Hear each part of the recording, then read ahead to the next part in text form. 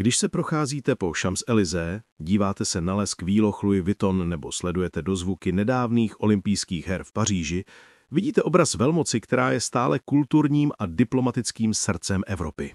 Francie se světu prezentuje jako symbol stability, luxusu a art de vivre, umění žít.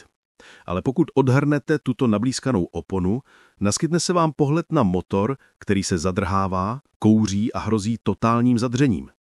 To, co se momentálně děje v druhé největší ekonomice eurozóny, není jen běžný hospodářský cyklus nebo drobná recese. Je to strukturální krize takových rozměrů, že oni finančníci v londýnské City a ve Frankfurtu začínají mluvit šeptem, aby nevyvolali paniku. Francie, země, která dala světu osvícenství a moderní demokracii, se nyní ocitá v roli nemocného muže Evropy, titulu, který donedávna patřil Německu, ale který Paříž převzala s děsivou rychlostí.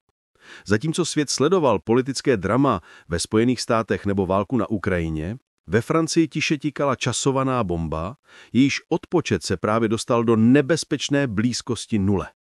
Vláda padla, premiéři se střídají jako na běžícím pásu a dluhová spirála se roztáčí takovou rychlostí, že i Mezinárodní měnový fond zvedá obočí. Pokud si myslíte, že se jedná jen o další politickou šarvatku, jste na omylu. Čísla, která za chvíli uslyšíte, odhalují realitu, v níž se jedna z nejvyspělejších zemí světa dostala do situace, kdy platí více na úrocích za svůj dluh, než na vzdělání svých dětí nebo na obranu své země. Vítejte u analýzy, která vám ukáže, proč Francie klečí na kolenou a proč, jak naznačují data, absolutně netuší, co přijde. Příběh francouzského pádu nezačal včera, ani před měsícem. Je to příběh, který se píše desítky let, ale jehož vyvrcholení sledujeme v přímém přenosu právě teď, na konci roku 2025. Abychom pochopili hloubku propasti, do které Francie hledí, musíme se nejprve podívat na to nejděsivější číslo – státní dluh. Francie v absolutních číslech patří mezi nejzadluženější země eurozóny a její dluh vůči HDP se pohybuje okolo 112 až 115 %, přičemž projekce pro rok 2030 hovoří o nárůstu až na 128 %. Pro kontext. Toto jsou čísla, která jsme zvyklí vídat u Itálie nebo Řecka v dobách jejich nejhlubších krizí, nikoliv u jádrové země Evropské unie, která by měla garantovat stabilitu eura. Ale dluh sám o sobě by nebyl takovým problémem, kdyby ekonomika rostla. Spojené státy mají také obrovský dluh, ale jejich ekonomika je dynamická, inovativní a neustále roste, což jim umožňuje z dluhu takzvaně vyrůst. Francouzský problém je v tom, že její HDP na obyvatele se od finanční krize v roce 2008 v reálných číslech prakticky nezměnil. Představte si to. 17 let stagnace. 17 let, kdy bohatství průměrného Francouze neroste, zatímco náklady státu explodují. Když tato čísla očistíme o inflaci, zjistíme, že kupní síla a reálná ekonomická výkonnost na hlavu dokonce klesly. Je to, jako byste měli rodinný rozpočet, kde se váš plat nezvýšil od roku 2008, ale vy jste si každý rok brali nové a větší půjčky na to, abyste udrželi životní styl, na který už dávno nemáte. A teď banka zaklepala na dveře. Tato ekonomická letargie je přímým důsledkem sociálního modelu, který je sice krásný na papíře, ale v globální ekonomice 21. století se stává neufinancovatelným. Francie má jedny z nejvyšších vládních výdajů na světě, které pravidelně překračují 55 až 57 % HDP. Státní rozpočet je v deficitu nepřetržitě od 70. let minulého století. To znamená, že Francie hospodařila se ztrátou v dobách dobrých a zlých, v dobách míru i krizí. Vytvořilo se zde kultura, kde je každý pokus o šetrnost okamžitě trestán masivními protesty. Vzmeňme si rok 2023, kdy do ulic vyšlo přes 1 milion lidí, aby protestovali proti důchodové reformě, která zvyšovala věk odchodu do důchodu na 64 let. Pro zbytek Evropy to znělo téměř absurdně. V Německu nebo České republice se debatuje o hranici 67 let a výše, zatímco Francouzi zapalovali popelnice kvůli 64 letům. Prezident Macron tehdy správně argumentoval, že systém je neudržitelný. Francouzští důchodci se mají podle dat Financial Times v průměru lépe než pracující populace. Jejich čistý příjem je často vyšší než průměrný čistý příjem lidí v produktivním věku, což je světový unikát. Tento zlatý padák pro seniory je vykoupen krví a potem mladé generace a masivním zadlužováním budoucích pokolení. Politická cena za tuto reformu byla však obrovská. Macronova popularita se propadla na bod mrazu a politická mapa Francie se radikalizovala. Výsledkem je tedy to, že dnes po pádu vlády a vládnutí v demisi je politická vůle k dalším nutným škrtům prakticky nulová. Nikdo nechce spáchat politickou sebevraždu tím, že řekne lidem pravdu, že večíro skončil.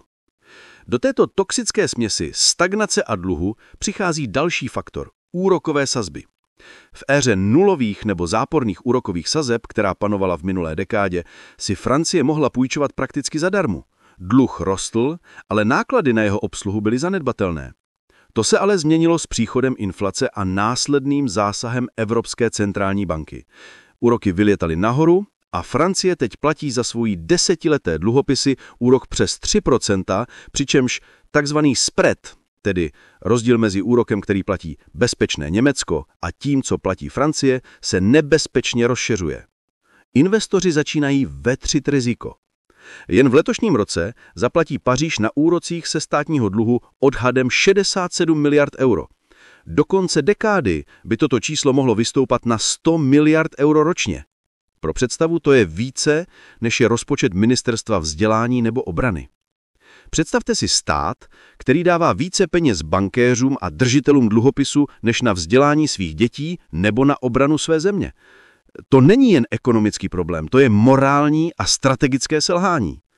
Ratingové agentury jako S&P nebo Fitch už reagovaly snížením ratingu nebo výhledu a trhy jsou nervózní. Pokud by investoři ztratili důvěru úplně, nastal by scénář, který jsme viděli ve Velké Británii za vlády Liz Truss, briskový výprodej dluhopisů, skokový nárůst úroků a nutnost nouzového zásahu centrální banky. Francie je však mnohem větší než Británie a její pád by mohl strhnout celou eurozónu.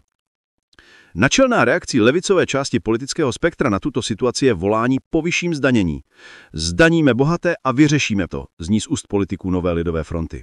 Návrhy na zavedení speciální daně na majetek pro osoby s aktivy nad 2,5 miliardy euro, a která by činila minimálně 2% ročně, mají u veřejnosti masivní podporu, podle průzkumu až 86%. V zemi, kde je rovnětářstvím součástí národního mota, to zní lákavě. Vždyť jen Bernard Arnault, majitel impéria LVMH a jeden z nejbohatších lidí planety, by na takové daně zaplatil desítky miliard. Jenže ekonomická realita je složitější než populistická hesla. Francie už nyní má jedny z nejvyšších daní na světě. Daňová zátěž dosahuje 45 až 48% HDP, korporátní daně a sociální odvody jsou extrémní. Pokud by vláda přitvrdila a zavedla drakonické daně na majetek, riskuje masivní odliv kapitálu. Kapitál je v digitální éře tekutý a zbabělatý. Přesune se tam, kde se k němu chovají lépe. Sousední Itálie například zavedla speciální daňový režim pro bohaté, aby je přilákala z Londýna nebo z Paříže. Pokud by Francie vytlačila své miliardáře a velké firmy, nezískala by více peněz, ale naopak by podřízla větev pod už zlávká ekonomikou, ztratila by investice, pracovní místa a nakonec i daňové příjmy. Lafferova křivka zde funguje neúprosně. Po překročení určité hranice další zvyšování daní vede k nižšímu výběru. A Francie je už velmi blízko, nelité za touto hranicí. Kromě fiskálních problémů čelí Francie i strukturální deindustrializaci.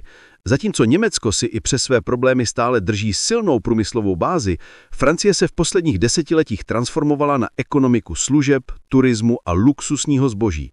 Prodej kabelek a šampaňského je skvělý biznis s vysokou marží, ale nemůže utáhnout 60-milionový národ a jeho štědrý sociální stát. Průmyslová produkce tvoří jen asi 10% francouzského HDP, což je jedno z nejnižších čísel v EU. Vláda se snaží o reindustrializaci skrze plány jako France 2030. Masivně dotuje výrobu baterií a sází na jadernou energetiku, kde má v díky flotile 56 reaktorů nespornou výhodu levné a stabilní elektřiny, ale tyto projekty vyžadují obrovské počáteční investice. A jejich návratost je v nedohledu. Mezitím obchodní bilance Francie krváčí, země více dováží než vyváží a její konkurenceschopnost na globálním trhu klesá.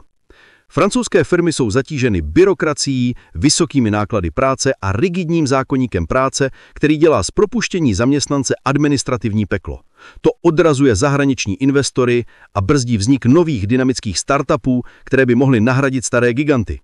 I když se Paříž snaží profilovat jako centrum umělé inteligence a technologický hub, bez strukturálních reforem trhu práce a daní zůstane jen o ambiciózních prezentacích v PowerPointu. Situaci dále komplikuje politická paralýza. Po rozpuštění Národního shromáždění v létě 2024 vznikl parlament, který je rozdělen na 3 nesměřitelné bloky. Levici, makronistický střed a krajní pravici Marine Le Penové. Žádný z těchto bloků nemá většinu a jejich programy jsou v přímém rozporu. Levice chce zrušit důchodovou reformu a masivně utrácet, střed chce pokračovat v opatrných reformách a pravice hraje populistickou notu národní suverenity, která často koliduje s pravidly EU. Schválit v takovém prostředí rozpočet, který by obsahoval nutné škrty ve výši 60 miliard euro, jak navrhuje premiér Michel Barnier, je téměř nemožný úkol. Každý pokus o úspory naráží na hrozbu vyslovení nedůvěry vládě. Je to politický pad, který nemá dobré řešení. Pokud vláda neprosadí úspory, trhy ji potrestají a Evropská komise zahájí řízení pro nadměrný schodek, což povede k pokutám a ztrátě reputace. Pokud úspory prosadí silou pomocí ústavního článku 49.3, riskuje pád vlády a sociální nepokoje v ulicích, které mohou ekonomiku paralyzovat úplně stejně jako generální stávky v minulosti. Francie se tak točí v kruhu, kde politická nestabilita zhoršuje ekonomickou situaci a ekonomická situace následně radikalizuje politiku. Pokud vás zajímá, jak se v tomto chaosu orientovat, jak chránit své peníze nebo dokonce jak profitovat na volatilitě trhů, je nejvyšší čas přestat být jen pasivním divákem zpráv a začít rozumět finančním tokům do hloubky. Ekonomika není jen o číslech v televizi, je to o vaší budoucnosti. Proto než se podíváme na to, zda má Francie vůbec nějakou šanci na záchranu, zvažte odběr tohoto kanálu. Přinášíme analýzy, které jdou pod povrch, bez cenzury a bez růžových brýlí. Staňte se součástí komunity, která chce vědět víc, protože v době krize je informace tou nejcennější komoditou. A teď se pojďme podívat na to, co Francii čeká a nemine. Výplata tohoto příběhu bohužel nevypadá jako happy end z hollywoodského filmu. Scénáře pro nejbližší roky jsou temné. První možností je, že se Francie pokusí o technokratickou záchranu. Vláda pod tlakem trhů a Bruselu protlačí drastický balíček úspor, který bude kombinací vyšších daní pro korporace a bohaté a bolestivých škrtů ve veřejných službách. To sice uklidní trhy dluhopisů, ale udusí už tak slabý hospodářský růst. Francie by mohla spadnout do recese, což by paradoxně poměr dluhu k HDP ještě zhoršilo, takzvaný jmenovatel efekt. Sociální napětí by vzrostlo, stávky by ochromily dopravu a energetiku a popularita extremistických stran by vystřelila do nebes, čímž by se otevřela dálnice pro Marine Le Penovou do Elysejského paláce v roce 2027. Její ekonomický program, který zahrnuje protekcionismus a další výdaje, by pak mohl být pro trhy konečnou ránou. Druhý scénář je scénář pomalého úpadku. Vláda nebude mít sílu na radikální reformy. Bude dělat jen kosmetické úpravy a dluh bude nadále bobtnat. Ratingové agentury srazí hodnocení Francie do pásma BBB. Úrokové náklady se stanou neudržitelnými a Francie se stane na evropské úrovni tím, co je Japonsko na té světové, zemí, která jen stagnuje, stárne a dluží sama sobě i světu. Ale na rozdíl od Japonska nemá Francie tak obrovské vnitřní úspory a sociální soudržnost, aby to ustála bez otřesů.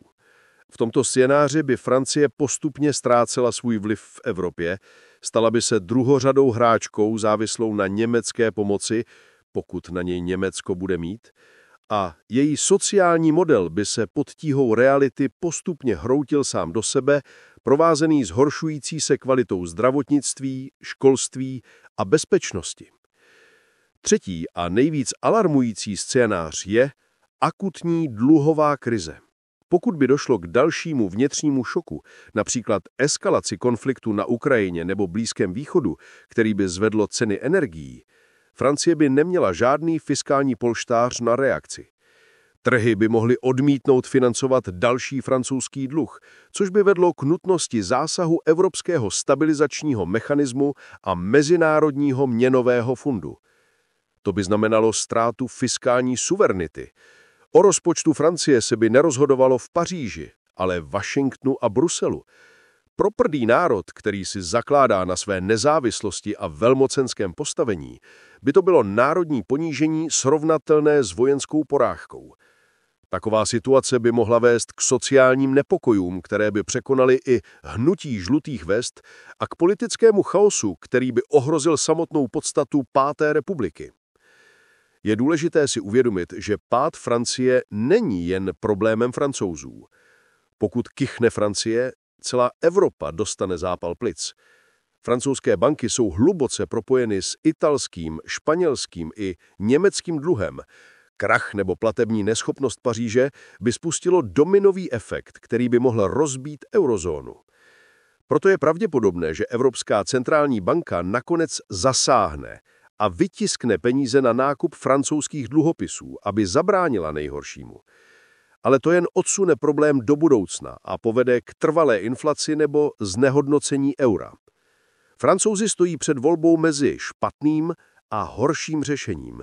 Buď přijmou bolestivé reformy, sníží svůj životní styl a začnou víc pracovat a méně utrácet, nebo budou pokračovat v iluzi, že stát se o všechno postará, dokud jim realita nezabaví klíče od země.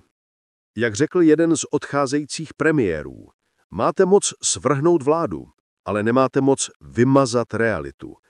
A realita je taková, že Francie už není bohatá nevěsta, ale zadlužená dáma, která prodává rodinné stříbro, aby zaplatila zatopení. A zima se blíží.